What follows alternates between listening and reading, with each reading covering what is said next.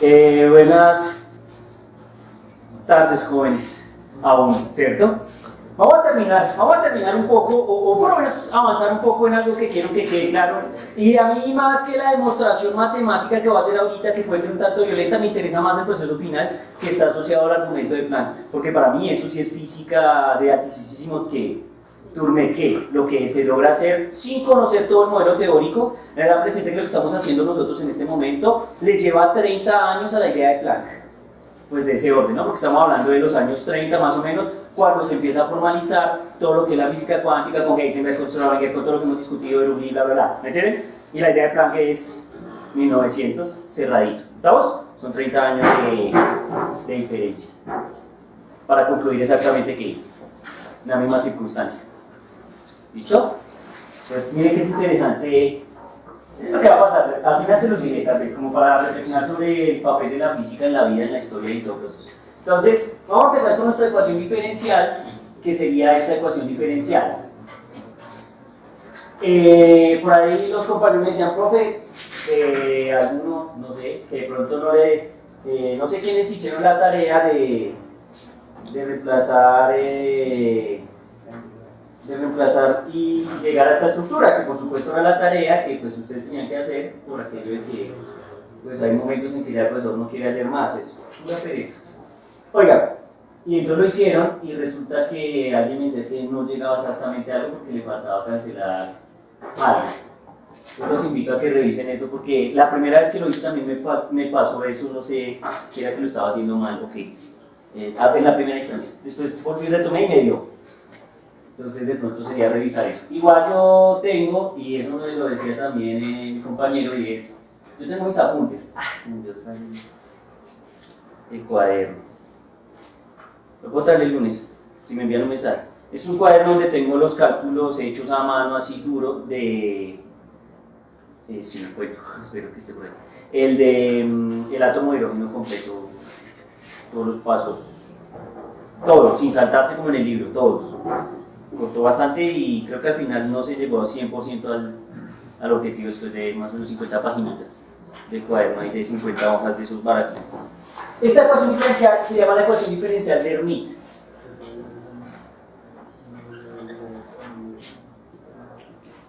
O también puede pasar que usted volé y después de 20 páginas se dé cuenta que hace. Y aún peor, que tiene mucho sentido y que usted nunca había pensado en eso y que no entendía el fenómeno. ¿Saben lo que no? Eso también podría pasar. Entonces, bien, tenemos esa ecuación diferencial de Hermite y habíamos dejado planteada una posible solución a la ecuación diferencial de Hermite en términos de polinomios en series de ¿qué? En series de potencia, ¿no? Entonces, teníamos esta situación, dijimos, bueno, pues tocaría asumir entonces que h de Churumbelo va a ser igual a la sumatoria, es por lo último que quedó, de alguna manera les insinué que lo hicieran, no sé si alguien lo intentó, desde s igual 0 hasta infinito, de a sub s Churumbelo a la s, que es la solución que se asume siempre cuando uno va a resolver una ecuación diferencial de este orden o de este tipo en serie de potencias. Entonces, ¿qué nos toca hacer? Pues nos toca hacer las derivadas, porque ¿qué es lo que hay que hacer, Puma, cuando uno asume una solución? Derivar, ¿cierto? Una vez, dos veces y mirar qué pasa. Entonces, pues amigos, empecemos. Entonces, vamos a hacer la primera derivada y vamos a hacer la segunda derivada. Digamos que hacer las derivadas en general es bastante ¿qué? Sencillo. Todo eso surgió por cambios de variables, ¿sí? ¿A tú no ustedes? ¿Qué vaina? Un poco de cambios de variables tenaces. El caso es que entonces venimos con h' de Churumbelo y va a ser igual a la sumatoria desde, pues básicamente lo mismo, ¿no? Aquí no hay que estresarse, simplemente es que bajar el exponente y tran, eso funciona idénticamente igual porque son polinomios, entonces como están cambiando desde s igual 0 hasta infinito o hasta n, dependiendo, entonces siempre todos van a surgir el mismo efecto, ¿estamos de acuerdo? O sea que ahí no hay lío. Entonces nos va a dar a sub s, porque baja, ¿cierto? Y pongo Churumbelo a la S menos ¿qué? Menos 1. ¿Están de acuerdo? Esto sería la ¿qué?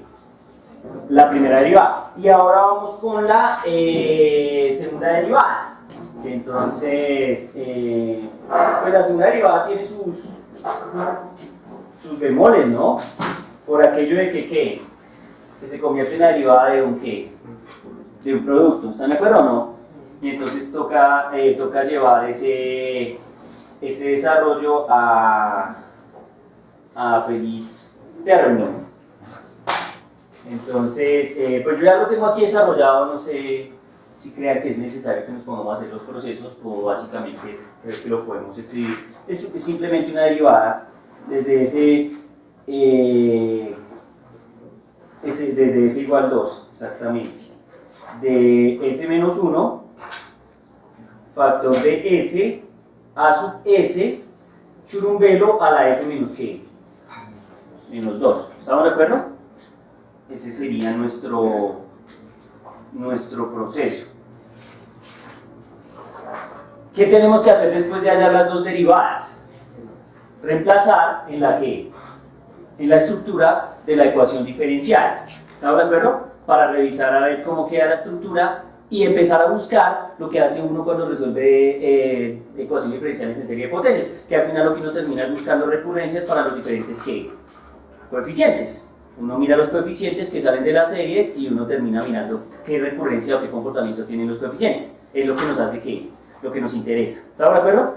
Entonces, pues vamos a hacerlo. Entonces, bueno, pues vamos a reemplazar toda esta barbarie. Entonces nos queda lo siguiente. La segunda derivada sería sumatoria desde S igual a 1 hasta infinito de A sub S, S, churumbelo, a la S menos 2. ¿Están de acuerdo? Menos la sumatoria, ya estoy menos 2 veces, gracias, menos 2. Igual a 2. De 2 a 0, de 2 a infinito. De S igual a 2. Ah, sí, este es de S igual a 2, hasta infinito. Y ahora entonces digo, voy con la segunda que es menos 2. No falta el S menos 1. Espera un chico aquí como lo escribí para que no me equivoque. Sí, claro. Es decir, me falta a sub S menos 1, así, tan, ¿cierto? Por S, a sub S, churumbelo a la S menos 2, gracias, menos 2 veces, ¿cierto?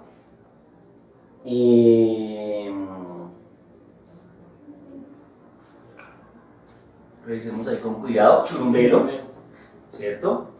Sumatoria, pilas con el churumbelo que no se confunda con la sumatoria, ya cuando uno está nervioso ya uno ni siquiera sabe qué pone. Hasta infinito, ¿cierto? Que el churumbelo parezca sumatoria. Creo que se le fue una subes en la primera parte también. ¿En dónde? No, estoy visto. Esas. Y el de atrás. A sub S. Ah, sí, se le fue una subes. Ah, sí, claro, sí, esto es S menos 1, S a sub S, churumbelo S menos 2, perfecto. Eso es lo que necesito, que estén conmigo, si no después la embarro y que quede terrible. A sub S, churumbelo a la S menos 1, más, y aquí entonces viene esta estructura, que sería lambda menos 1, vea que si lo escribí bien, momentos críticos, lambda menos 1, a sub S, churumbelo, a la ¿qué? A la S, y eso es igual a ¿qué? A 0. ¿Están de acuerdo? Sí. Me falta no, aquí así, perdón. Sumatoria desde S igual 0 hasta infinito de A sub S, churumbelo a la ¿qué? A la S, y eso es igual a ¿qué? A 0. ¿Estamos de acuerdo? Ahora sí es correcto. ¿Estamos de acuerdo? Listo. Entonces, nos quedó toda esta estructura. Por supuesto, pues uno puede tratar de darle como llevar o mover o trabajar. Por ejemplo, acá miren que aquí está 2 churumbelo, ¿cierto? Como es una constante, uno puede meterla en la integral o sacarla de la integral, ¿no? Porque al fin y al cabo una sumatoria y una integral son básicamente ¿qué? La misma estructura matemática, ¿están de acuerdo? O sea que puedo hacer ese proceso, entonces lo que voy a hacer es insertar esto acá y el lambda menos 1 también lo voy a insertar ¿dónde? En la sumatoria, ¿estamos? Voy a hacer ese proceso. ¿Por qué? Pues porque se viene el juego matemático, tengo que buscar propiedades. ¿Cuál es el problema? El problema que tengo acá es que cuando uno quiere resolver la ecuación diferencial en derivadas parciales, pues uno está interesado en que, por ejemplo, los exponentes sean trabajables, especialmente en la serie de potencias, que todos tengan el mismo que exponente. ¿Estamos de acuerdo? Pues para poder resolver la serie de potencias fácil. ¿Listo? Entonces ahí toca usar unos truquillos que pues ya les digo cuáles son. Entonces sigo, entonces digo, me queda sumatoria desde s igual a 2 hasta infinito de a sub s, s menos 1, lo que llamaría esto así, s, churumbelo a la s menos 2, menos la sumatoria desde s igual a 1 hasta infinito de 2 a sub s, s churumbelo a la s, más sumatoria aquí va desde s igual a 0 hasta infinito de lambda menos 1 a sub s churumbelo a la que a la s. El segundo término es a la s. A la s menos 1. Sí, No, exacto, porque le afecté con el otro churumbelo cuando entró. Entró el churumbelo, s menos 1, y como esto es a la 1, 1 menos 1, nos vemos y queda la s, además que es parte del proceso que queremos, porque ya tengo churumbelo a la s y tengo churumbelo a la que a la s. ¿Estamos de acuerdo? O sea que hasta ahí el proceso va bien y nuestro único problema está es con churumbelo a la s menos 2. ¿Están de acuerdo? Y entonces, en ese caso, lo que tengo que hacer es recurrir a propiedades matemáticas de las sumatorias. Entonces resulta que las sumatorias tienen una propiedad que es la siguiente, la voy a escribir para que no quede duda respecto a la propiedad. Entonces digo la propiedad. ¿Listo? Entonces me remito a esta propiedad. Dicen los matemáticos que si usted tiene la sumatoria desde n igual a k, un número k, hasta infinito, de f que depende de n, ¿cierto? Eso es lo mismo que tener la sumatoria desde n igual a 0 hasta infinito de f de n más k. ¿Estamos de acuerdo? Entonces, con esa propiedad nos vamos a argumentar para poder jugar con estos exponentes, con esta situación y poder generar todo en términos de churumbelo a la s. ¿Estamos de acuerdo?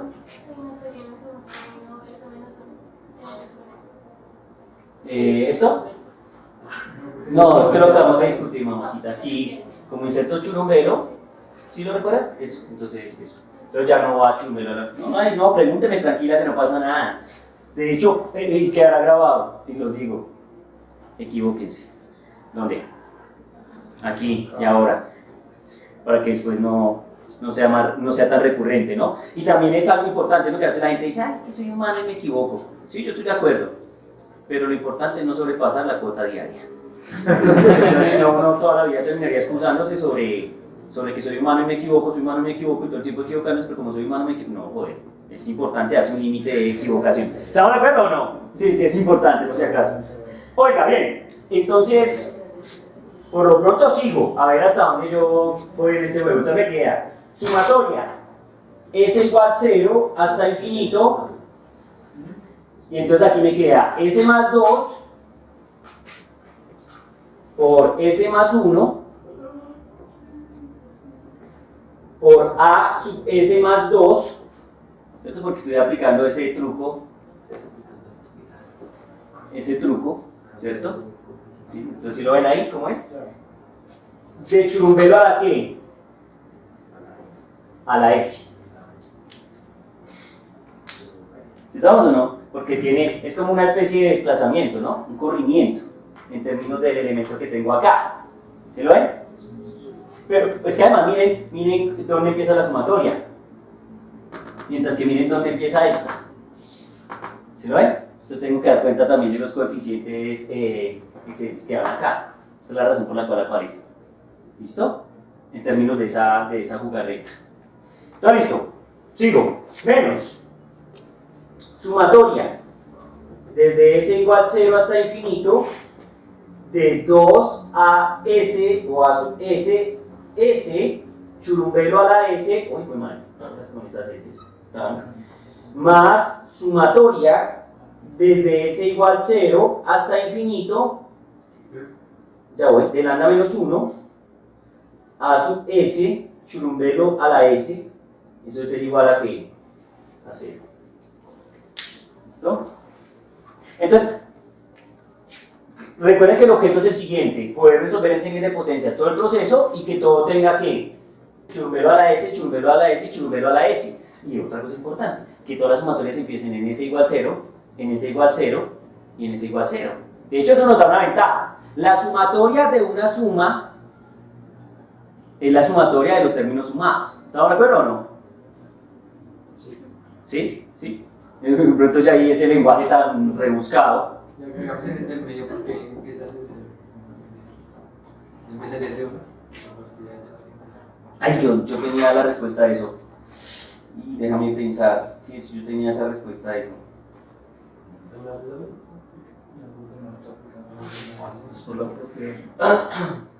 Creo que también es proceso de la propiedad ahorita, pero Pero la define con desde el igual a 0. No, pero no supe lo que hacemos. sí, es por proceso de la propiedad. Ah, no, mentiras. En el primer término. No, pues que yo pienso que, o sea, uno lo tiene en S menos 1, pues uno podía meter el factor S, o sea, el S igual 0, porque no afectaría, porque si miramos el factor inicial 0, eso daría Eso es un 0. Mm. Es que la ventaja aquí, sí tienes razón, es que aquí S igual, como S es igual a 0, entonces sí, aquí daría 1, pero al poner este 0, pues eso da 0, así que el primer término de la sumatoria es 0, así que no importa. Puedo contar desde 0 o puedo contar desde 1. ¿Sí, sí? No. No, mire, lo que pasa es que acá el primer término, digamos, mejor dicho acá, el primer término de acá, mejor dicho, el primer término de acá es 0, entonces eso sería hacer esta misma sumatoria. Sí. Ya.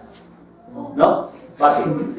S igual 0, entonces me da, tranquilo, 2 por A sub 0, por 0. Muere, pero de una. Entonces es lo mismo que empezar a contar desde 1. Porque el primer término es 0, entonces no importa, entonces empiezo a contar desde 1. Es decir, que esta sumatoria y esta sumatoria dan lo mismo. Contarlo desde 1 o contarlo desde 0. ¿Estamos de acuerdo? Por este término que es 0. ¿Estamos de acuerdo? Listo, mi hermano. Profe, de hecho, se puede ver igualmente la de arriba. Si empieza desde 0 y si empieza desde 1. Sí, tal cual. Sí, aquí también pasa el mismo fenómeno dependiendo de si es 2 o es 1. Sí, tal cual. Bueno, listo. Muy bien, pregunto, ¿está claro? O sea que aquí los términos también son ¿qué? Ceros. Los dos primeros. Para que se produzca el mismo fenómeno, que es el fenómeno del corrimiento. Y arranco a contar desde el 2 tal cual como quiero contar para que no haya lío. Pero son mañas para que todo quede en términos de sumatorias en S igual 0, S igual 0 y poder ¿qué? Meter todo en una sola sumatoria, porque metiendo todo en una sola sumatoria podemos averiguar las constantes. ¿Me van a entender? Entonces listo, entonces sigo. Entonces, bueno, si me permiten, creo que aquí puedo borrar un poquito este pedacito, ¿cierto? Y entonces seguimos. Ahora entonces, como digo, pues nuestro objeto es meter todo en una sola sumatoria, entonces pues hagámoslo. Entonces digo, sumatoria desde S igual 0 hasta infinito, de S más 2, factor de S más 1, factor de A sub S más 2, churumbelo a la S, menos 2A sub S, S churumbelo a la S, más lambda menos 1, A sub S churumbelo a la ¿qué? A la S, y esto debe ser igual a ¿qué? A 0. ¿Estamos de acuerdo?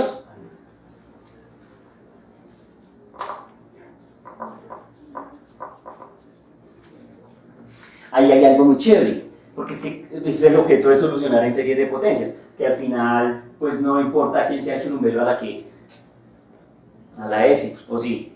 Porque como churumbelo a la S, churumbelo a la S, churumbelo a la S es factor común, pues muere churumbelo a la S porque esto es igual a 0. ¿Están de acuerdo? Es una maravilla. Es parte del truco. Y entonces uno viene y dice, esto es sumatoria desde S igual 0 hasta infinito de, digamos, S más 2, S más 1, factor de A sub S más 2, menos 2, ¿qué? Entonces digamos aquí uno puede decir, a ver cómo lo escribí yo, para no enredar este juego. Sí, es que aquí A sub S y A sub S es factor común, ¿no? Entonces los puedo hacer como factor común. Y entonces A sub S queda como factor común, lo dejo afuera. Y aquí me va a quedar 2S menos lambda menos 1. Todo esto, factor de quién? De A sub S. Y por supuesto igual a 0 y churumbelo ya no apareció. ¿Están de acuerdo hasta ahí? Entonces nos quedó esta estructura. Aquí hay algo interesante y es, por supuesto, ya nuestro truco entonces es tratar de encontrar los coeficientes. ¿Qué pasa? Que aquí entonces uno concluye que la sumatoria de S igual 0 hasta infinito de todos estos términos es 0, lo cual implica de alguna manera que entonces esta estructura debe ser ¿qué? 0. ¿Estamos de acuerdo? Esta estructura entonces debe ser ¿qué? 0. ¿Sí? Y entonces se ahorra un poco el proceso de estar contando para los diferentes ¿qué?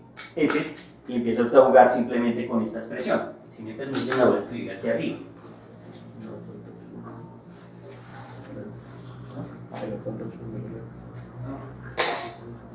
Entonces miren, aquí simplemente digo lo siguiente, digo, bueno, entonces S más 2, factor de S más 1, factor de A sub S más 2, voy a escribirla un poquito más grande, A sub S más 2, menos 2S menos, pilas con esto, lambda menos 1, factor de A sub S, también miramos este factor para que no me dañe el proceso, porque el A sub S es factor de ambos, ¿no?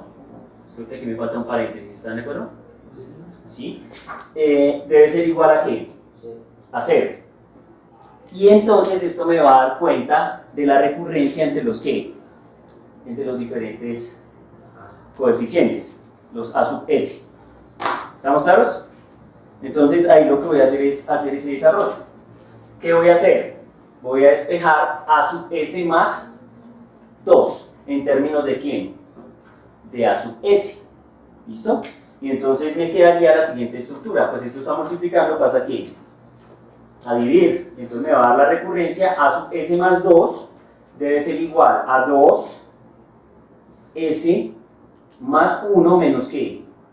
Menos lambda, todo sobre S más 2, factor de S más ¿qué? Más 1. Y todo multiplicado por ¿a qué? Por A sub S. ¿Estamos de acuerdo? Aquí hay una triquiñuela. Yo creo que aquí es A sub S. ¿Estamos de acuerdo? Esa es la relación que hay entre los coeficientes, es decir, ya a partir de esta relación uno puede tratar de encontrar absolutamente todos los coeficientes que dan cuenta de la sumatoria. ¿Listo? Por supuesto, pues esa recurrencia va desde 0 hasta ¿dónde? Hasta infinito. ¿Estamos de acuerdo? Recuerden que a veces uno juega los trucos de truncar series y eso, y seguramente aquí en algún momento tocaría hacer ese proceso, tomar la serie y truncarla para mirar qué pasa. Pero por lo pronto ahorita no vamos a entrar en ese detalle. Lo que sí podemos tratar de hacer es, aquí espero que todos tengamos claro que pasé al otro lado y factoricé los signos, ¿no? Todo el asunto, para que quedara esta pinta. Ahora lo que sí puedo hacer es, por ejemplo, podría jugar a calcular un par de coeficientes. Si quieren, calculemos un par de coeficientes a ver cómo nos va. ¿Sí estamos? Para hallar una relación. Es que de hecho lo que pasa es que aquí hay un juego. Aquí sale una recurrencia o relación para los coeficientes pares y sale una relación o recurrencia para coeficientes ¿qué? Impares, ¿sí? Hay algo importante, quiero que lo tengan claro. Se lo dije a la gente de epistemología, se lo digo a ustedes y siempre lo digo. Esta no es la física del juego. Esta es la que, la matemática del juego. ¿Me entienden? Obviamente, pues voy a hacer la prueba. No es 100% vital para jugar el juego. Quizás lo más vital está aquí, en el asunto de lambda. Porque de hecho aquí lo que más me interesa físicamente, más que cualquier otra cosa, es quién es qué. Lambda. Hallar una recurrencia, una relación con lambda.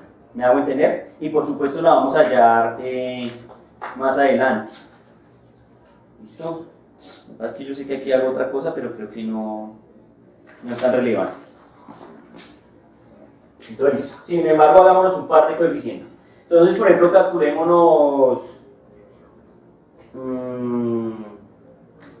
digamos, como estos conteos van desde s igual 0, 1, 2, 3, ¿sí estamos o no?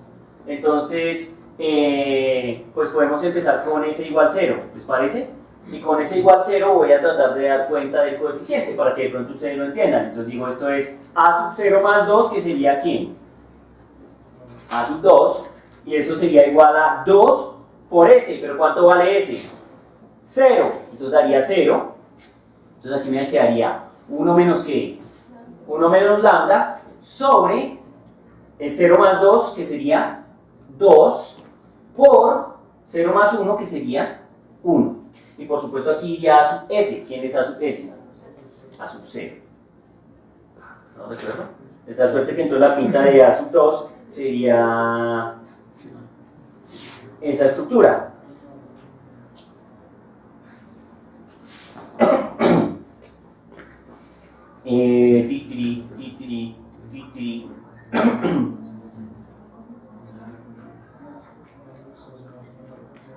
Bueno, aquí sí tengo un detalle. Yo tengo que a mí me da esa estructura y entonces me queda que a sub 2 es igual a 1 menos lambda sobre 2. Por alguna razón, en este proceso, parece ser que yo en algún momento asumí que a sub 0 tenía un valor definido, o que a sub 0 vale ¿cuánto? 1. ¿Estamos de acuerdo? O sea que a sub 0 en ese caso vale ¿qué? 1, y entonces al final terminaría teniendo a sub 2 esta forma. Y si lo hago en términos de a sub 3, pues entonces va a salir también otra relación. ¿Estamos? Entonces, ¿por qué miren? Escribamos a sub 3 para que miren cómo queda a sub 3, que por supuesto a sub 3 va a depender de coeficientes anteriores. Pero pues nosotros ya empezamos a jugar con los coeficientes anteriores aquí, con a sub 2. Entonces miren lo que pasa, para mirar cómo se van creando esas estructuras. Cuando ustedes vean un curso de física cuántica o mecánica cuántica serio, entonces van a encontrar, por ejemplo, en el átomo de hidrógeno. Porque estamos de acuerdo que yo lo que aquí voy a probar es que en algún momento la estructura, en este caso lo que llamamos nosotros oscilador armónico cuántico, debe estar ¿qué? Cuantizado. Entonces debe haber un parámetro n, s o lambda o lo que sea que me dé cuenta de ese proceso de cuantización.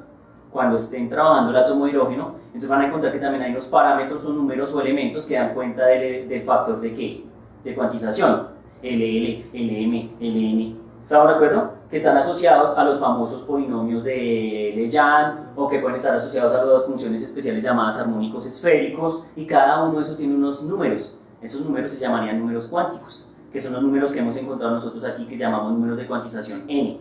¿Me hago entender? Esos números que encuentran en el átomo de hidrógeno, ¿de dónde salen? De un proceso que es más o menos ¿qué? Analógico, después de resolver la ecuación ¿qué? Diferencial. Pero como les he dicho, esa ecuación diferencial es mucho más que violenta que esta, porque esta es un chiste. Además porque es unidimensional. ¿Fuerte o no? Sí es fuerte el proceso. Pero pues nosotros podemos hacerlo, porque gracias a Dios ya somos genios, ya estamos, es que nos grabamos y ¿cómo? Vamos a rayarlo. Digo, a sub 3 me va a quedar, pues entonces uno empieza a reemplazar, ¿no? Porque miren que a sub 3 ¿de dónde sale? Pues sale de que S vale ¿cuánto? 1, porque 1 más 2, 3. Entonces ahora donde hayan S acá pongo 1, entonces digo, pues esto me va a dar 2 factor de... bueno, pues a 2 más 1, ¿cierto? Sería que 3, ¿cierto? 3 menos lambda, creo que sí, lo que tengo escrito acá, tal cual, sobre 3 por qué? 3 por 2, ¿está de acuerdo? Porque 2 más 1, 3 y 1 más 1, 2, entonces nos daría 6. Y factor, por supuesto, de un A sub S, que en este caso sería ¿quién? A sub 1, ¿estamos de acuerdo?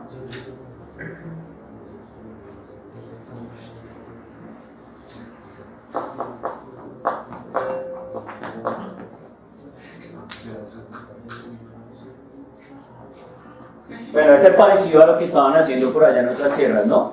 ¿O no? Más o menos. Bien, listo. ¿Entiende más o menos cómo funciona la estructura de la recurrencia un poco? Pues toca de pronto desarrollarla un poco más. Pero entonces, ¿a qué quiero ir yo? Resulta que el factor lambda, que es el que más me interesa a mí, el factor lambda tiene un criterio de cuantización, ¿sí? Entonces resulta que lo que nos plantean aquí es lo siguiente, nos dicen, en un polinomio, les comento aquí un poquito cómo dice el asunto, dice, al ser h sub churumbelo, o sea, esta estructura, ¿cierto? Un polinomio de grado s igual a n, el coeficiente an más 2 es 0, lo cual se cumple cuando la ecuación C4, que en este caso la ecuación C4 es, ya les digo, la ecuación C4 que tengo yo aquí es esta, es decir, la recurrencia. Cuando la ecuación 4 o la recurrencia es 0, es decir, lo que vamos a buscar es bajo qué condiciones esta estructura se hace ¿qué? 0, o este coeficiente se hace ¿qué? 0. Tiene que haber una condición crítica para la cual este coeficiente sea 0. Entonces lo que vamos a decir es 0 debe ser igual a 2s más 1 menos ¿qué? Menos lambda, todo sobre s más 2, factor de s más ¿qué? Más 1. ¿Estamos de acuerdo? ¿Estamos de acuerdo que no importa quién sea sub s? Aló, es un número, es una constante. Entonces, a sub s no es relevante para descifrar este proceso. Y entonces, los invito, háganle ahí 3 minuticos para ganar y buena suerte. Hay que probar que la única forma de que esta condición sea 0 es que lambda tenga la siguiente pinta. Y creo que es bastante intuitivo, ¿cierto? Que lambda sea 2n más que, o si quieren, 2s más que. Porque sí, si yo no puedo sacar un n acá y aquí poner y ¿cómo salió? No, claro, no, lo que pasa es que esto es n y esto es s, pero n y s deben ser ¿qué? Iguales, ¿no? Porque si no, entonces, profe, ¿qué estamos hablando? Entonces, la única forma de que esto es 0 es que, que lambda sea 2n más 1. ¿Están de acuerdo o no? ¿Sí o no? ¿Necesito demostrar hacer cuentas? No, es completamente intuitivo y claro. ¿Sí o no? A ver.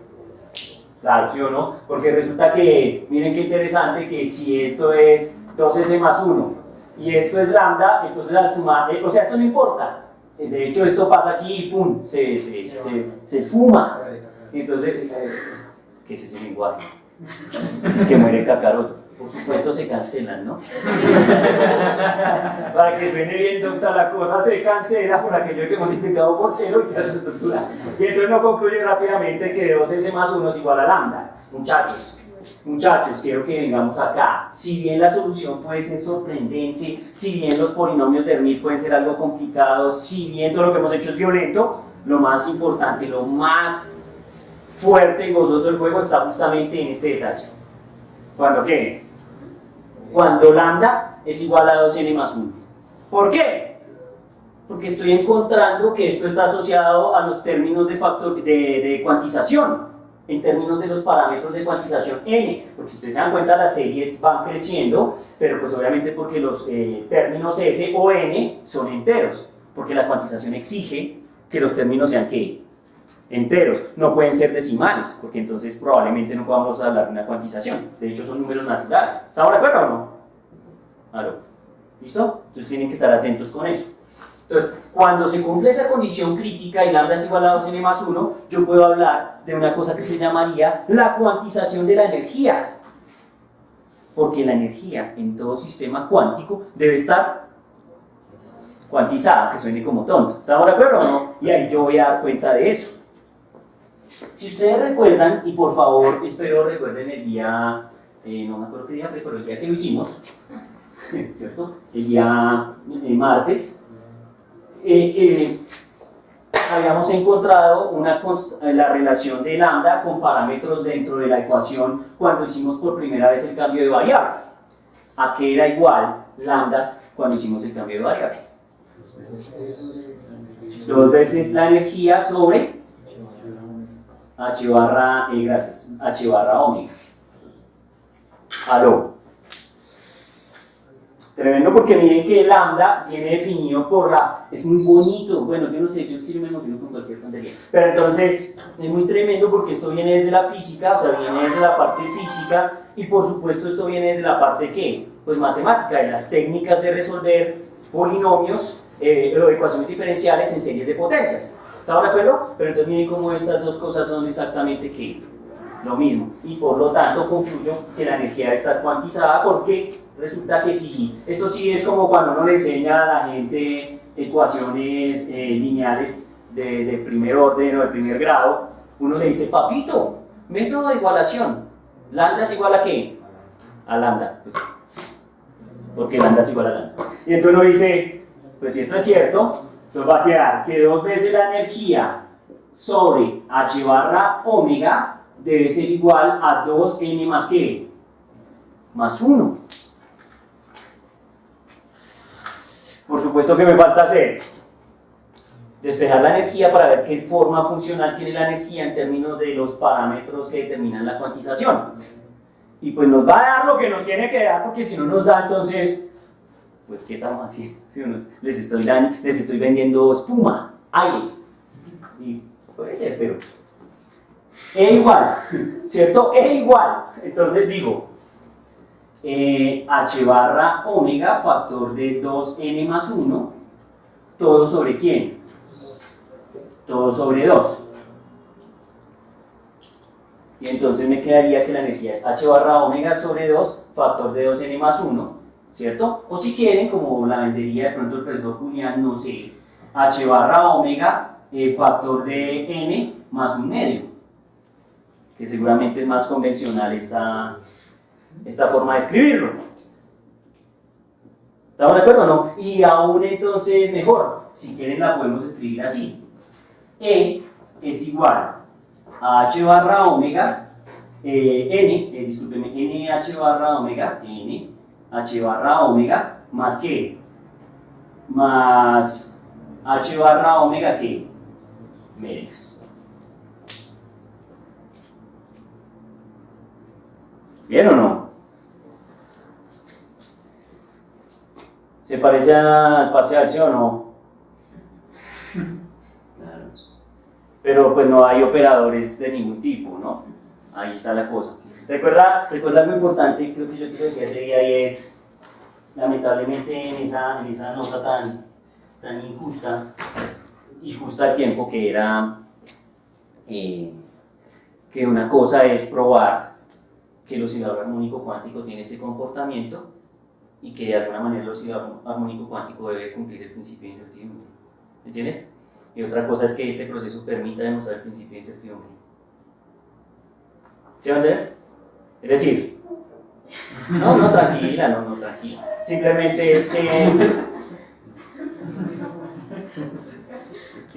es que tú probaste que efectivamente el oscilador armónico cuántico, por ser un evento cuántico, debe cumplir el principio de incertidumbre. Pero tú no puedes demostrar a priori el principio de incertidumbre a partir del oscilador armónico cuántico. ¿Me hago entender? A eso voy. Es decir, que los regímenes de energía cumplen con la condición del principio de incertidumbre de Heisenberg. ¿Sí estamos? Que por supuesto no entran en detalles, que ustedes ya lo vieron con el sensei de mecánica cuántica. Pero entonces, pregunto, ¿esto está claro o no? ¿Sí? ¿Tremendo o no? No veo sorpresa, no sé, creo que es demasiado evidente para ustedes, demasiado obvio. Pero ¿saben qué es lo chévere? que voy a probar exactamente lo mismo sin hacer una pinche ecuación diferencial, sin ir a ningún operador daga a daga, contra daga y redaga y eliminación, creación de nadie. Vamos a probarlo a lo maldita sea, ¿quieren? O sea, lo más chicha posible. Cuando ustedes se den cuenta que ustedes pueden probar esto de una manera tan básica, se dan cuenta del nivel que tenía Max Planck cuando hizo las cuentas. Porque realmente Max Planck no tiene este formalismo que acabamos de utilizar, que es impresionante, que es construido a partir de una idea básica que él plantea. ¿Cuál es la idea que plantea Max Planck? Max Planck está viendo un problema que se llama el problema del cuerpo negro.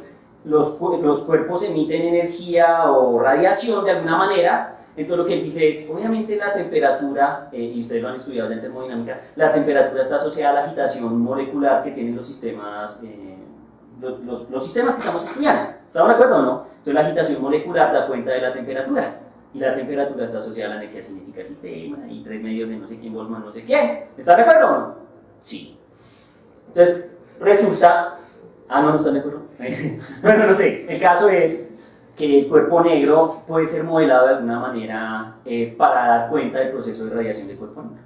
Y entonces dice, bueno, pues yo lo que voy a asumir es que esas partículas que están dentro del sistema se están moviendo, están agitados, están acelerados, pero se están comportando de alguna manera como osciladores. Entonces, cada partícula está de alguna manera presentando una vibración. ¿Me hago entender? Y ese proceso vibratorio que se comporta como oscilador me puede dar cuenta de cuánta es la energía que se libera del sistema. Y cuando él asume ese comportamiento de oscilador, por supuesto porque como está asociado a comportamientos oscilantes como senos y cosenos y todas esas estructuras, entonces él predice el comportamiento cuántico del sistema.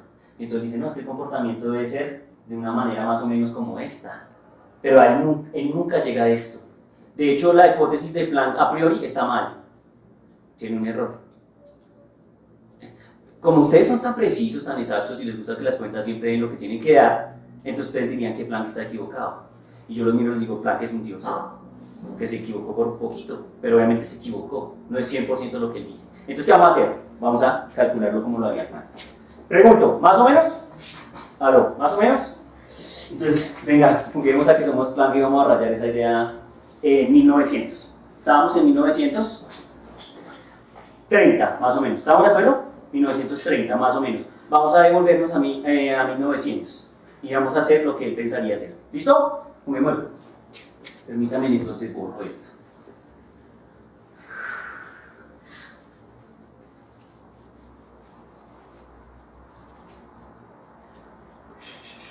Voy a dejar, por supuesto, esta ecuación, que es la ecuación insignia del oscilador armónico que cuántico, ¿sí? La energía es igual a NH barra omega más H barra omega medios. Entonces, vamos a empezar desde un punto de vista estrictamente clásico. Voy a partir de unas ecuaciones que son bastante sencillas y que nosotros ya habíamos rayado un poco. Entonces, permítanme, me vuelvo un poquito hacia el oscilador armónico clásico que lo rayamos, bueno, la clase anterior lo rayamos prácticamente completo, ¿listo? Y por favor vayamos a la ecuación de energía. Entonces resulta que la ecuación de energía va a ser igual a K más ¿qué? Más B. Pregunto, ¿estamos de acuerdo con eso? Sí, ¿no? Energía cinética más una energía denominada energía potencial. Ahora bien, por un lado tenemos entonces que esta energía debería ser igual como a P cuadrado sobre 2m. Es conveniente para mí en este caso escribirlo como P cuadrado sobre 2m. Estamos por el objeto que quiero demostrar. ¿Listo? No hay truco, por supuesto. ¿Listo? El momento está asociado de esa manera a la energía cinética.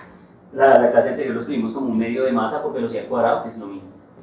Y por el otro lado tengo más la energía potencial, que habíamos demostrado que era un medio de la masa, ¿cierto? Esto te recuerdo bien.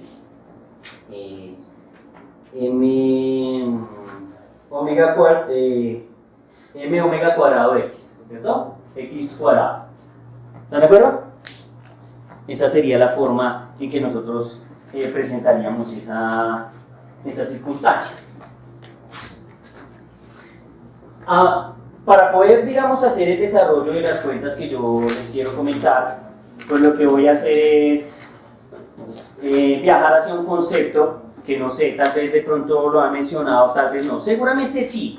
Si ustedes tienen un buen profesor de mecánica analítica, seguramente él tiene que hacer mencionar esas estructuras. De lo contrario, pues no sé, entonces juzguenlo si quieren. ¿Listo? Y hay una cosa que se llama el denominado espacio de fase. ¿Han estudiado el espacio de fase? Sí. Ahí el profesor Luis Quiroga dijo espacio de fase, ¿no? Nada. Espacio de fase, ¿sí? Más o menos, espacio de fase, ¿lo recuerdan? Espacio de fase es un espacio, digamos, es un lugar donde uno puede contrastar dos parámetros o variables, que básicamente son, en general, para sistemas mecánicos y en mecánica analítica uno puede usar esto para dar ciertas cuentas y soluciones a procesos, o incluso también lo puede usar en mecánica estadística, porque en mecánica estadística uno desarrolla, no sé si lo hicieron, no sé, que es, por ejemplo, resolver el canónico, el gran canónico, el microcanónico de Gibbs, uno los puede resolver en espacios de fase para hacer integrales n-dimensionales o esferas n-dimensionales en espacio de fase, no sé, ¿no? Es cuando se pone bueno, es cuando se pone muy violento. Tranquilos, no pasa nada. Eso llegará un día en que, como un amigo, sí, como dijo mi mamá, se acordará de mí. O sea, desgraciado, se acordará de mí. Toma, y pues ahí tienen, yo les digo lo mismo. Entonces, miren, ¿cierto? El espacio de fase es un lugar donde uno pinta el momentum respecto a la posición. Y generalmente salen unas estructuras, digamos, cíclicas, repetitivas, que dan cuenta del comportamiento del sistema mecánico, que generalmente en términos de otras variables no se puede apreciar. ¿Sí estamos? Especialmente para sistemas conservativos. ¿Listo? Estamos de acuerdo que nuestro sistema es ¿qué? Conservativo, así que sería muy lindo hacer ese proceso. Entonces, miren ahora lo que voy a hacer, si ustedes me permiten, es lo siguiente. Voy a hacer una triquiñuela con esta ecuación. Si me permiten, voy a hacer una triquiñuela matemática con esta ecuación para llevarla a una forma que por supuesto me conviene. Entonces, miren esta forma tan linda, miren esta maravilla, esta cosa tan excitante. Miren amigos, qué locura. Y yo voy a decir que 1 va a ser igual a lo siguiente. A P sobre 2M E, es decir, cogí la energía y la pasé a ¿qué? A dividir, ¿sí?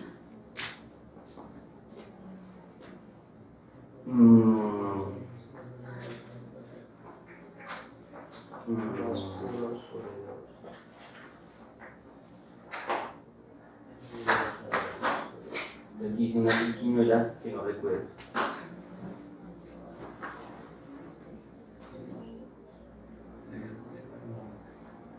Bueno, si algo lo revisamos aquí cuando lo escribimos, ustedes me dicen más o menos cómo es el truco. X sobre 1 sobre omega raíz de E sobre quién? Sobre M, todo al qué? Todo al cuadrado. Entonces, esta ecuación y esta ecuación están de alguna manera aquí conectadas. La pregunta es, ¿cómo es ese truco?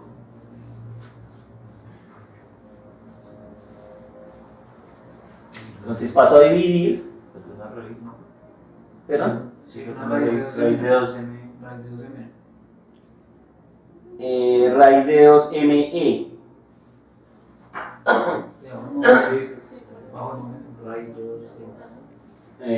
¿Dónde? ¿Acá? Raíz de 2m por E. Ah, sí, raíz de 2m por E. Exactamente. Sí, claro, para que el cuadrado no me altere cuando la inserte allá, ¿cierto? O sea que cuando, lo dicho, es una triquiñuela para qué, pues eleva al cuadrado, por supuesto, al devolver estas expresiones tengo que llegar hasta aquí, a esta estructura. ¿Estamos de acuerdo? Entonces ahí nos queda. Pero construir esta estructura de esta manera no es arbitrario. Es que realmente lo que quiero es que se parezca a una ecuación convencional o típica que uno trabaja para dar cuenta de una elipse. ¿Cómo es la ecuación de una elipse? Es una cosa como esta. Es 1 igual, por ejemplo, X cuadrado más Y cuadrado, pero aquí generalmente hay unos coeficientes, A y B. Están ahí, no, linealitos los tengo. Entonces nos quedaría esta estructura. Esta es una ecuación típica de elipse. Luego esta ecuación también es una ecuación típica de ¿qué? De elipse. ¿Pero dónde? En el espacio de fase, porque esta es la variable P que hace papel de X, no sé, y esta es la pata que hace papel de Y o viceversa. ¿Están de acuerdo? Ya es una cuestión de ejes de simetría. Casos que nos va a dar una elipse en el espacio de fase. ¿Están de acuerdo o no? Entonces, bajo ese criterio, a mí se me da la gana de decir lo siguiente. Se me da la gana de decir que esto vale A y que esto vale ¿qué? B. ¿Estamos de acuerdo? Se me da la gana de decir que eso vale A y eso vale ¿qué? B. Y cumple la condición. Entonces resulta que yo podría hacer lo siguiente. ¿Quién se acuerda cómo se calcula el área de una elipse? ¿Cómo? Pi A por B. Muy bien, Puma, estás conmigo. Entonces el área de una elipse va a ser igual a pi factor de A por B. ¿Estamos de acuerdo? Entonces resulta que en mi proceso yo ya tengo mi gente aquí bien definida. Este man es A y este man es ¿qué? B. Entonces voy a construir el área de una elipse en términos de sus parámetros. Entonces me va a quedar que el área A va a ser igual a pi factor de A. ¿Pero quién es A? Raíz de 2me. Profe, ¿no sería solo 2me? Pues porque no. Pues igual sería una constante. No, así tal cual, papá. O sea, yo no puse A cuadrado ni nada, sino decidí que todo con raíz es A. Y todo esto es que B, así, tal cual. Si lo hace así, decía que hay cuadrado, ¿sí me entiendo? ¿Si lo hago qué? Sí, nada que Sí, el ave es bien cuadrado. Cuando está, el elipse está descentrado, eso va como que cuadrado por ahí. Ah, ya sé a qué te refieres.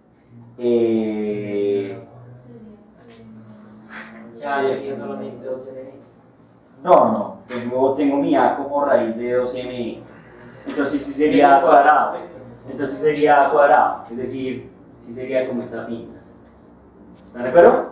Sí, es por ahí la cosa. Tranquilos, que si me equivoco me corrigen ahí. Entonces, ahora sí, multiplicado por este tipo B, que entonces sería esto. Raíz de 2e. Yo los tengo como A y B. Yo pensaría que no es... Sí, es cuadrado. ¿Sí es cuadrado? ¿Sí? Ah, bueno, listo. Entonces me quedaría esa estructura. ¿Estamos de acuerdo? Y ahora sería esta... ¿Me equivoqué otra vez? Ah, manitas. Revisa. Ah, me falta el omega acá. 1 sobre omega. Entonces aquí tengo el omega. El alfa y el omega. Preguntas, ¿ahí vamos más o menos? ¿Sí? Recuerden, estoy pintando una elipse. Voy a hacer esto a ver para que quede la elipse y demos cuenta de una elipse, que sería esto P y esto sería ¿qué? X. Y entonces me tiene que salir una cosa así. ¿Una qué? Una elipse. ¿Estamos de acuerdo? Me tiene que salir una elipse. Pero entonces miren, voy a seguir. En la raíz de la derecha. Ah, aquí, lo sé. Listo, tranquilo, perfecto. Entonces aquí tengo la E, que es esa estructura, y entonces ahora miren lo que pasa con este asunto. Me queda entonces que A va a ser igual. Me corrigen si me... ¿No faltaría un 2 en B? No, es porque acabo. Sí, yo creo que falta un 2. Ah, sí. ¿Estamos de acuerdo? Que es el 2 que tengo yo, que es el 2 que tengo ahí, que me dijeron que no. ¿Estamos de acuerdo? Exactamente. Entonces quedaría el 2. Claro, porque este también tiene un medio, ¿no? Sí. Este también tiene un medio. Listo, entonces me va a quedar que el área va a ser igual a 2 pi e sobre quién? Sobre omega. ¿Están de acuerdo? Es decir, porque miren, como aquí está m, raíz, aquí está m, tal, ¿se están de acuerdo o no? Entonces queda 4, pero raíz de 4, entonces 2 pi tal, cuadrado, pero raíz tal, entonces tal. ¿Sí o no? ¿Sí? Ahí va la causa. Entonces resulta que con esta estructura yo ya tengo para dar cuenta de la energía en términos del área. ¿Están de acuerdo? Entonces lo que yo voy a hacer es decir que la energía va a ser igual a ¿qué? A omega sobre ¿quién? Sobre 2pi. ¿Sí? Por supuesto, hasta ahí no ha pasado ¿qué? Gran cosa, más allá pues de una triquiñuela para hablar de un espacio de ¿qué? De fase. Pero resulta que en el espacio de fase es donde ocurre la magia del oscilador armónico y de la física cuántica. Porque entonces miren lo que pasa. Yo dejo mi ecuación escrita acá, y con esta ecuación escrita acá empiezo ya un poco a filosofar sobre lo que pasa con el problema de Planck. Max Planck dice, yo tengo unas elipses en el espacio de fase, ¿sí? Pero como veo que los ploteos o las gráficas que han hecho, el fiteo que han hecho estos tipos como Rayleigh Jeans, ¿cierto?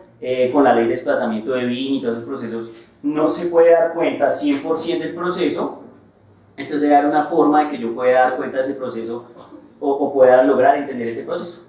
Entonces Planck lo que dice es, ¿sabe qué, mi hermano? Voy a suponer que en este sistema de elipses en el espacio de fase, ¿estamos de acuerdo que la elipse da cuenta de la energía? ¿Sí estamos de acuerdo o no? Porque en este espacio de fase entonces lo que uno ve es el comportamiento de ¿qué? De la energía del sistema. ¿Están de acuerdo o no? Entonces resulta que lo que hace Planck es decir, yo voy a suponer la existencia de una elipse en este espacio de fase, que es la mínima elipse que se podría manejar en este espacio de fase. Es decir, voy a asumir que no hay un punto en este espacio de fase en donde la energía sea estrictamente ¿qué? Cero. Aquí no hay energía cero. Por más baja que sea la temperatura del sistema, lo que voy a esperar es que la energía en el mínimo estado del sistema no sea ¿qué? Cero, sino sea un valor fijo muy pequeño, o sea, una elipse demasiado ¿qué? Pequeña, pero que sea fijo el valor de esa elipse, ¿sí? ¿Cuánto vale el valor energético mínimo de esa elipse? Bueno. ¿Cuánto? Lo de siempre, no necesitan ir tan lejos. ¿Cuánto vale? No. El valor mínimo. No tiene que ir con la frecuencia, ¿no? O sea, No.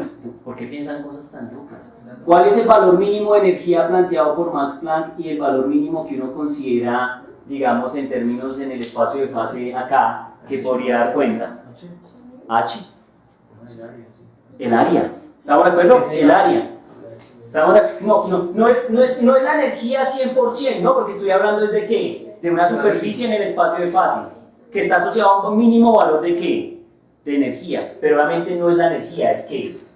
El área. ¿Estamos? Entonces dice, debe haber una elipse de superficie o área mínima. Y esa superficie o área mínima yo le voy a dar un valor. O sea, voy a suponer que tiene un valor mínimo. Y el valor mínimo es ¿quién? H.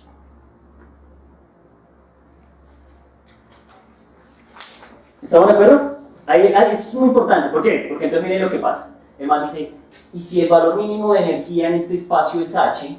¿Sí? La pregunta es, ¿cómo son las otras elipses en términos de esta elipse pequeña? Entonces él empieza a definir a las otras elipses en términos de esta elipse, pero ojo, el man lo primero que dice es, permítanme construir otra elipse que sería más o menos esta. ¿Estamos de acuerdo? Esa sería la siguiente elipse. Entonces él dice, esta pequeña elipse tiene de área ¿qué? H. La siguiente elipse no va a tener de área H, simplemente es que tiene H, pero esta pequeña región excedente también debe valer ¿qué? H. Entonces este pequeño pedacito debe valer H. Tranquilos, vamos con calma. Pregunto, ¿está claro ese criterio? Es decir, la mínima es H, y cualquier tipo de crecimiento que tengan las elipses tienen que ser múltiplos de ¿qué?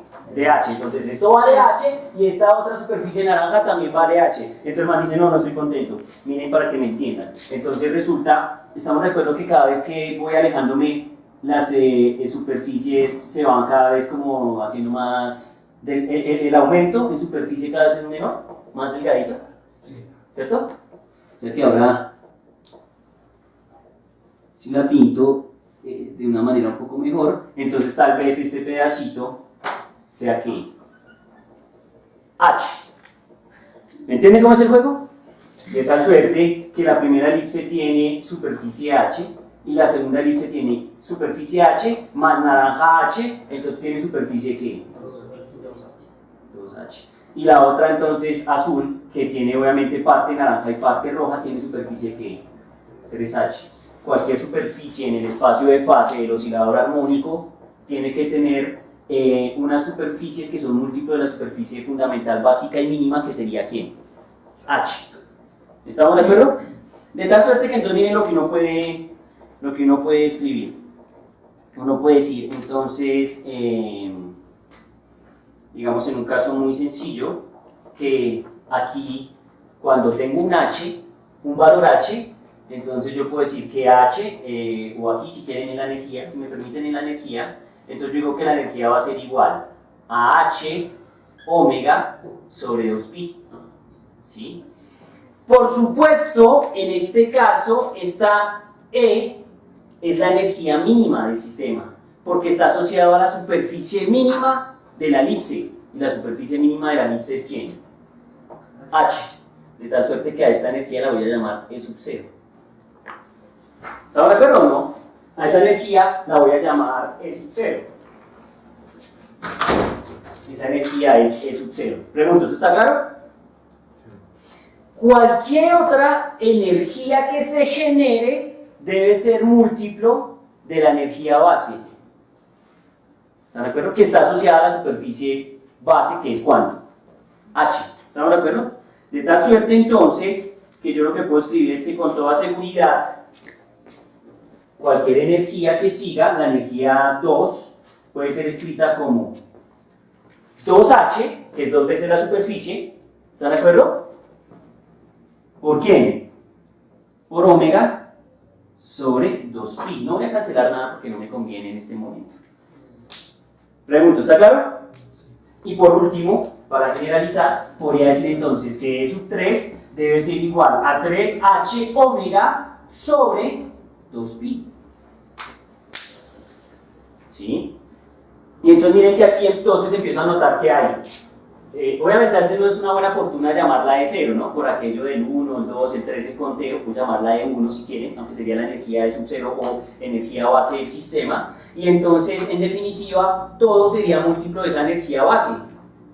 Y entonces yo podría generar una ecuación general que me dé cuenta de este proceso, que sería la siguiente. No sé si eso queda ahí escrito, yo espero que sí. Lo único que creo es que no van a quedar muy bonitos los dibujos de las elipses, porque fueron muy pequeños. Ni modo, de pronto al final le hago un zoom ahí para que la gente se vaya con esa idea. El caso es que entonces yo aquí lo que puedo concluir es que la energía cualquiera, E sub n, esto también es un E sub n, ¿no? Cuántico. Entonces el E sub n cuántico de Planck es este E sub n. Es n, h barra ¿qué? Omega. ¿H barra quién es? ¿Es h sobre quién? Sobre 2pi. Entonces eso es h barra. Y estos términos que fueron apareciendo son los términos n que van cuantizando las diferentes elipses en el espacio de fase. Por supuesto, si cuantizo las elipses en el espacio de fase, entonces también estoy cuantizando la energía indirectamente. Entonces Planck supone esto. Entonces aquí, ¿qué es lo chévere que es la moraleja del juego? Por supuesto falta el ush, porque parecía que como que ush. No, sí, por Planck, ¿no?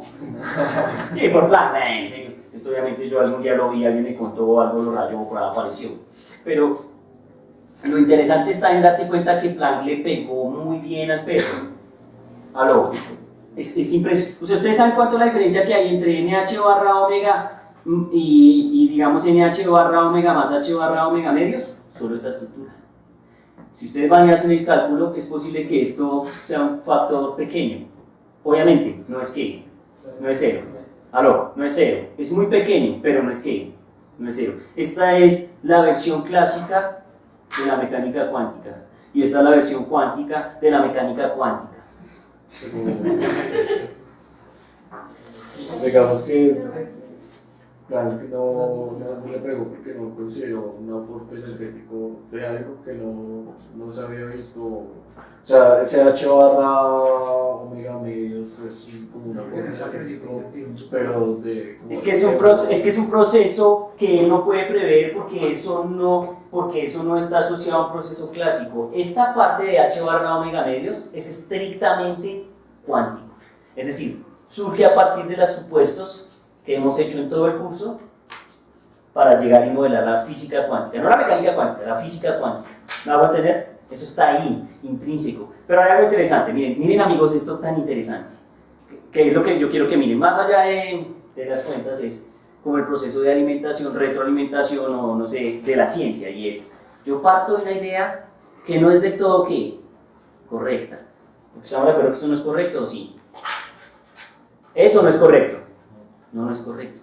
Es casi correcto, pero no es correcto. Mientras algo no sea correcto, cualquiera podría decir, ay, profe, pero si es que estamos asumiendo algo que no es correcto, pues no debería darnos y uno podría descartar simplemente la idea. Pero obviamente hay un problema. Es que en el momento del plan nadie sabe que esto no es correcto. ¿Me hago entender o no? Porque ¿quién va a poder saber si eso es correcto o no? Si no hay forma de dar cuenta de eso.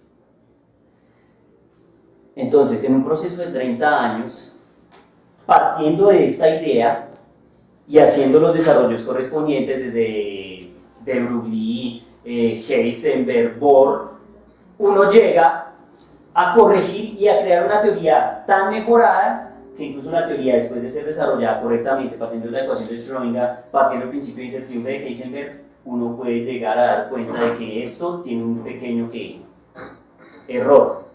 Hay algo importante, cuando uno hace mecánicas estadísticas, por eso digo no sé si sí o no, cuando uno hace mecánicas estadísticas clásicas, con estadísticas como Maxwell-Boltzmann y esas cuestiones, ¿sí?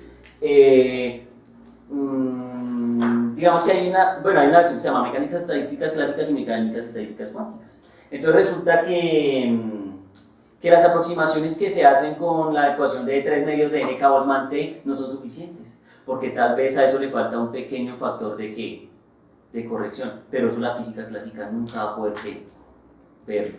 Y la única forma de poder dar cuenta de ese proceso es hacer mecánicas estadísticas cuánticas, para que el término cuántico saque términos micro que afectan el proceso definitivo, digamos, macro. ¿Me hago entender? Profe, uno puede decir que pues, en la radiación de cuerpo negro, pues como es la curva que se muestra y que responde, o sea, Planck responde muy bien a eso, ese fenómeno es macro. O sea, como no, ese fenómeno, el problema del fenómeno del cuerpo negro es que es un fenómeno cuántico. Es decir, pero la forma como se analiza, digamos, es todavía de una forma como macroscópica. Sí, claro, es que la forma en que se intuye el proceso a priori, es decir, en la época de Max Planck es clásico, es un problema clásico. Trata de dar cuenta y respuestas del mundo clásico a eso, pero desde todas las teorías clásicas del momento nadie puede dar cuenta de eso. Tan es así que por eso Planck tiene que asumir algo.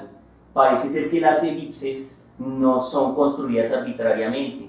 No son todas las elipses que yo quiera que van a dar cuenta de la energía del oscilador, sino unas elipses muy particulares, las elipses que den cuenta de una elipse mínima de tamaño que H. ¿Estamos de acuerdo? Y que todas las demás elipses que se construyan ahí tienen que ser múltiplos de ese valor mínimo de elipse o superficie que sea ¿quién? H. Eso, amigo Puma, eso es cuántico. ¿Por qué? Porque él tiene que asumir que la energía no viene continua, o sea, no hay pequeños ladrillos de energía que dan cuenta de energías mayores, que se van aquí amontonando, sino que toda la energía siempre es como un continuo, sin baches, sin más, pero aquí sí hay pequeñas estructuras que generan las otras estructuras de energía. ¿Me hago entender? Que es, de alguna manera, Einstein lo viene a después demostrar de alguna manera con lo que él ya ha denominado los cuantos de energía, es decir, que esa cuantización está asociada a algo que tiene una mínima cantidad de energía y que viene por pedazos y no viene continua. ¿Estamos de acuerdo? Ese es el punto. Pero digamos, el evento del cuerpo negro es un evento cuántico, razón por la cual la física clásica no puede dar razón de ningún tipo sobre ese fenómeno. ¿Me hago entender? Y esta hipótesis porque es una hipótesis, es la entrada a darnos cuenta de que en el micromundo en general las cosas no pasan como pasan en el macromundo, pero obviamente en el macromundo se presentan las consecuencias de esos efectos del ¿qué? Del micromundo. ¿Me hago entender? Porque miren, yo les digo una cosa, obviamente nos falta escribirlo, y si quieren lo escribimos, ya que estamos aquí poseídos. Si ustedes revisan el proceso en el que vamos, porque yo estoy tratando de explicar un número de cosas, pero si ustedes revisan en el proceso que vamos, pasa algo muy curioso y es lo siguiente. Yo ya dije cómo más o menos está cuantizada la energía, pero por ejemplo yo no dije cómo termina la función de ¿qué? La función de onda. Porque si bien ya dije que la solución es un polinomio de Hermite, pues yo tengo que decir quién diablos es el polinomio de Hermite o quién es la función que da cuenta de ¿qué? Pues de todo el comportamiento del sistema, así como hemos hallado función de onda para el problema del escalón unitario, el problema de la barrera de potencial, el potencial infinito, pues aquí también debe haber una función final que me dé cuenta de todos los procesos. ¿Estamos de acuerdo? ¿Aló? Obviamente no vamos a desgastar demostrándola. Oiga, venga, le digo ahorita, voy a seguir borrando acá y bajar este dibujito a ver si le hago el zoom al final para que quede cuenta ahí, porque es demasiado peso ese dibujo.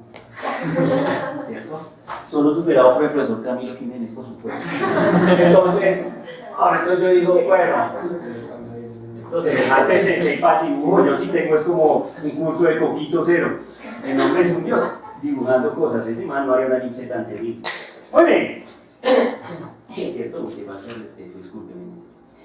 El caso es que la función, ahí sí les dejo tarea, obviamente hay muchas cosas que también por tiempo no se pueden rayar, digamos. Creo que he tratado en lo posible todo el curso de dar cuenta de todos los procesos de manera analítica hasta donde se puede y hasta donde yo también sé, ¿cierto?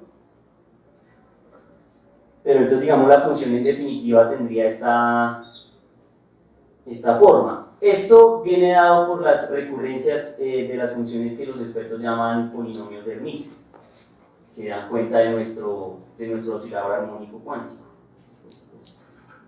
Bueno, no sé si se dan cuenta, pero la paliza que hay que darse por este lado respecto a los operadores que usaron es muy ¿qué? ¿Aló? ¿O no? ¿O muy fácil? ¿Aló? No, la paliza que hay que darse por este lado es completamente ¿qué? Seria, es muy dura para llegar a las mismas ¿qué? Relaciones que uno, digamos, saca con operadores. Pero entonces, aquí lo que quiero que ustedes tengan presente es lo siguiente. Esta función da solución al proceso. Esta función da solución al problema del oscilador armónico cuántico. O tiene la información cuántica almacenada. ¿Cómo le saca uno la información o cómo generan las funciones? Pues básicamente esas estructuras enésimas o estas estructuras sub n pues tienen un conteo, ¿no? Todos los n's tienen que ir viajando 0, 1, 2, y con esas estructuras uno puede definir la función de onda. Yo, por ejemplo, acá hay un ejemplito. ¿Qué pasa si, por ejemplo, n0, ¿cierto? Que n0 es como la más tranquila del universo.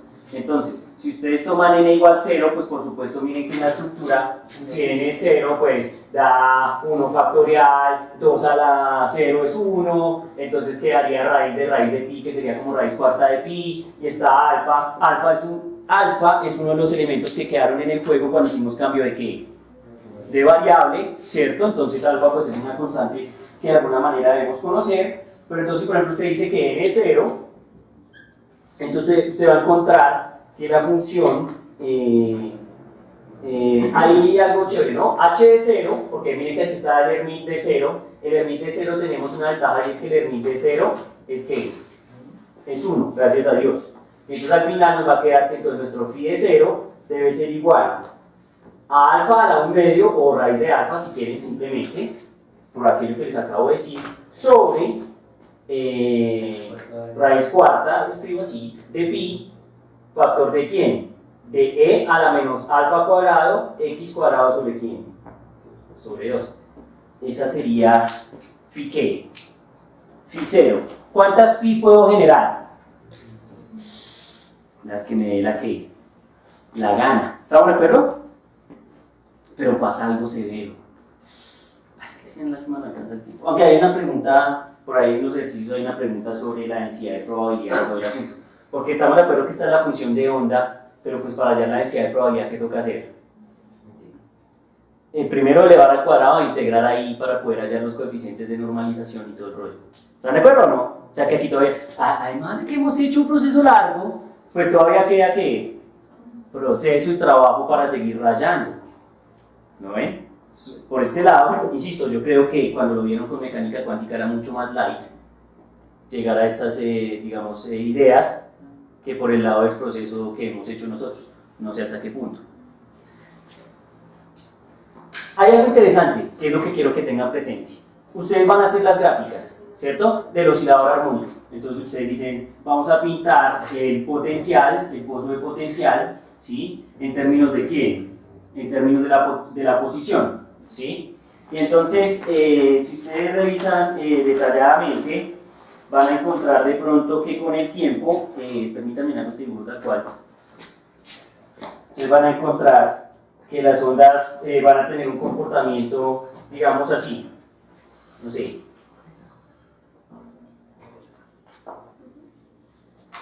Menos mal ustedes han peleado conmigo y han discutido muchos problemas de eso, de cómo se comportan las ondas, porque definitivamente una cosa es que uno opere y haga cuentas como un demonio y saque no sé cuántos valores propios de no sé de dónde, dagas y operadores, pero otra cosa es que de pronto uno entienda realmente qué diablos está pasando cuando está pasando.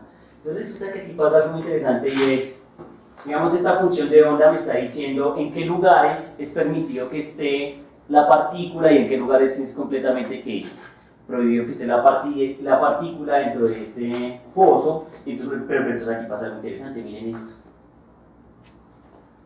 Me está diciendo que de alguna manera cuánticamente las partículas podrían estar en lugares prohibidos clásicamente. Ustedes ponen una pinche pelota acá. Supongan que esto es un tazón, pues sí, un tazón de palomitas. Usted pone una pelota ahí. ¿Cuándo diablos la pelota va a atravesar el tazón? Pues siempre va a estar restringida a este espacio. Curiosamente aquí hay lugares donde dice que es prohibido estar, ¿sí? No sé exactamente a qué n obedece este, supongo que pensaría uno que de pronto el 2 por aquello de las crestas, como hemos llegado a una regularidad, pero no podría garantizar eso, así que mejor revisen. Pero el caso es que con toda seguridad la probabilidad de encontrar la partícula en este punto, ¿cuánto es? 0, la pinche no va a estar ahí. Pero miren cómo estas curvas obedecen un poco al proceso de tunelamiento. ¿Se acuerdan que cuando era una barrera, entonces la partícula tenía una onda antes de, y cuando llegaba aquí, entonces eso hacía como ¡guau! Descendía exponencialmente. Entonces aquí de alguna manera cumple el criterio que yo peleé mucho y que es la función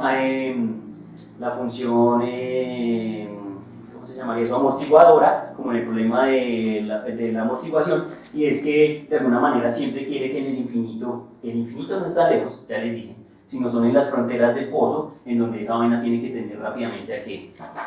A 0, ¿estamos de acuerdo? ¿Pueden haber guaches por ahí? Sí, por alguna razón cuántica, sí. Clásicamente estaría prohibida esa región, ¿sí? Pero aún pasan cosas más impresionantes, y es lo siguiente.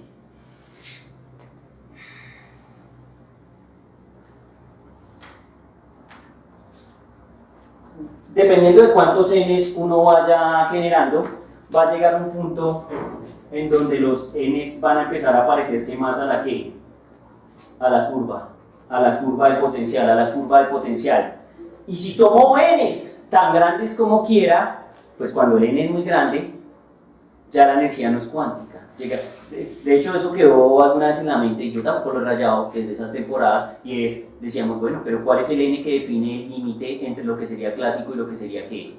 Cuántico? Porque cuando ustedes hacen muchos n's, entonces ya la función de onda va a estar tan curveada, se va a parecer tanto al comportamiento del oscilador, que entonces va a ser una partícula clásica metida ahí haciendo ¿qué?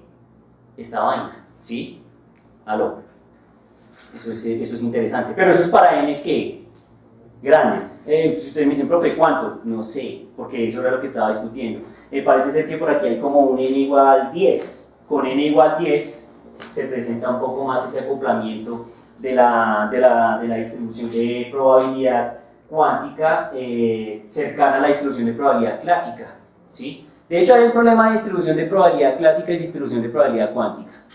pero pues yo creo que ya no quiero saturar más la información. A mí me gustaría más o menos en promedio dejarlo ahí.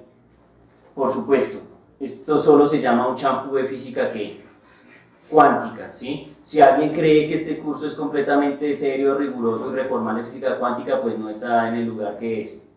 Pero tampoco es una cosa, no es un chiste, ¿me va a entender o no? Es algo completamente serio, formal y más o menos riguroso lo que hemos llevado hasta donde hemos llegado, ¿sí? Lamentablemente el tiempo no da para saltar al último paso, porque para mí, digamos, en ese proceso sería casi el último paso, que sería llegar al átomo de hidrógeno. Pero les digo una cosa, si ustedes más o menos comprendieron este proceso y saben de lo que estuvimos hablando hasta acá, es muy posible que puedan acceder al paso siguiente, que sería lo que los expertos llaman átomos hidrogenoides y ese tipo de cosas, que son átomos que se pueden modelar como el átomo de hidrógeno, ¿sí? Estamos hablando de átomos que tienen poquitos electrones, ¿no? Porque es que se dan cuenta, pero esta física es compleja. Y yo no creo que ustedes crean que alguien se pone a hacer, o difícilmente alguien se pone a hacer el modelo cuántico del átomo de oro. ¿Aló? ¿Sí? Excepto químicos, que hay una cosa que se llama química cuántica. Cuando uno hace química cuántica, porque soy químico y necesito ciertas propiedades muy puntuales de un material, entonces seguramente, o de un elemento mejor, entonces seguramente yo intento eso. ¿Sí? Pero ya hacer modelos cuánticos de un modelo más allá. Miren, se trabajan unas cosas que se llaman isótopos, que ustedes saben que los isótopos son básicamente el mismo elemento, sino que tienen un cambio en el núcleo, que tienen generalmente más neutrones, y entonces el cambio está en la masa atómica. ¿Está de acuerdo? Pero no es más el efecto. Esos átomos ya presentan algunas problemáticas, entonces toca hacerles pequeñas correcciones, que son las teorías que yo no sé con quién hablaba, creo que era con el Puma, teorías WKB y teorías perturbativas. ¿Por qué?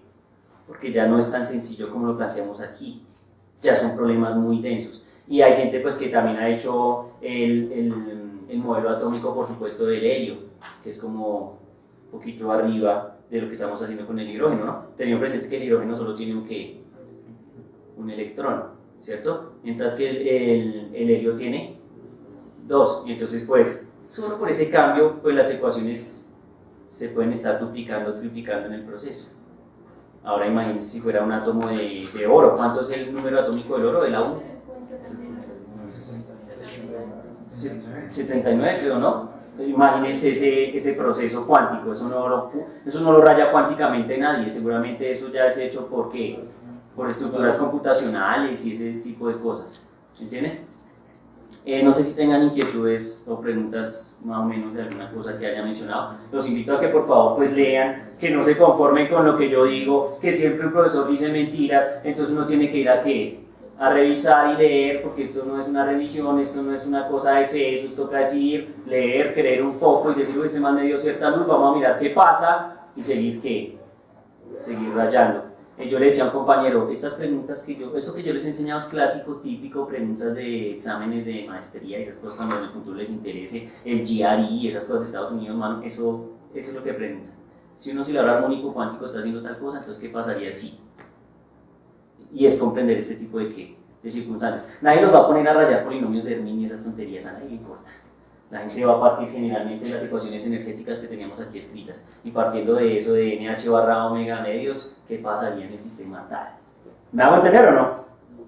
Entonces no echen esto en saco roto y por supuesto por el otro curso tampoco. Lo que tienen que hacer es como dirían Goten y Trunks, ¿qué vamos a hacer? ¿Sí o no? Si no hay fusión, no hay goce. Preguntas, amigos, inquietudes, sugerencias. Amén.